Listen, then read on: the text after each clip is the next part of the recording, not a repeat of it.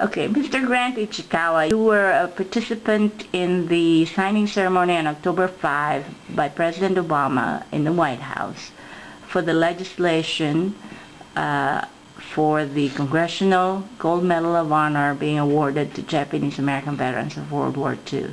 Could you describe what happened?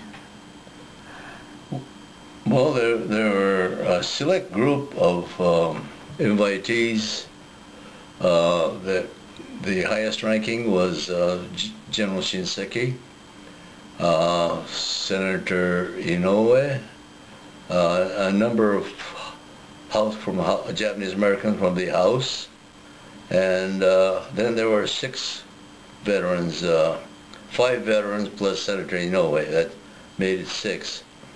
And there were 4 from 442, including Senator Inoue, 1 from 100, and 1 from MIS, that's me.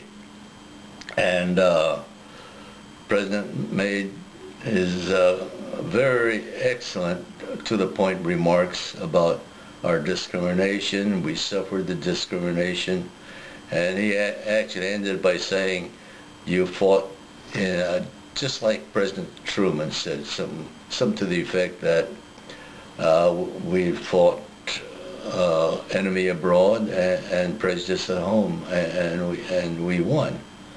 And the most thing that came to my mind as he was talking was, here we were in 1942. We were our draft status was changed to 4C, which meant enemy alien. We were all treated like enemy aliens, being rounded up and thrown into internment camps. And then here we are in 2010. We were given the Congressional Gold Medal with the highest civilian award to the Japanese American who fought in both Europe and Asia, and it made us real proud to be Americans. And the thought that comes to our mind as we went through the ceremony was this Congressional Gold Medal. So many people have died because nobody, I guess, really thought about giving us Congressional Gold Medal earlier, because, like, I know a very good friend of mine, father, he was in the 442, and he was wounded in the head. He suffered all his life with a headache, and he just died a couple months ago. And people like that, I mean, how would they think suffering all these years with a headache from the wounds of World War II, or people that died? There are 800 people who died, Japanese American who died. They are memorialized at the Japanese American National Memorial there in Washington, D.C. Each one of their names is inscribed in granite for until the for the future. And those men, they died young, so they all had one purpose in mind, and that was to prove that we are loyal Americans. And those are the things that sort of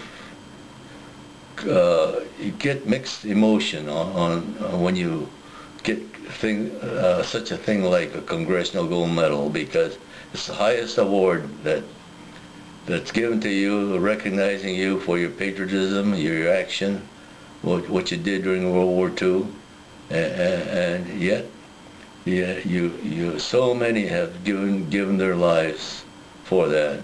It's very emotional, I think. If you were talking to a young American, how would you summarize the lesson of that particular event and the whole history behind it? and the meaning for the future?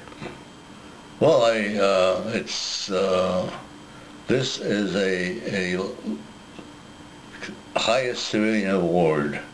It's for what we did during World War II. It's for valor. 442, for example, is known. It has the number of medals that they won, including 21 gold Congressional Medal of Honor.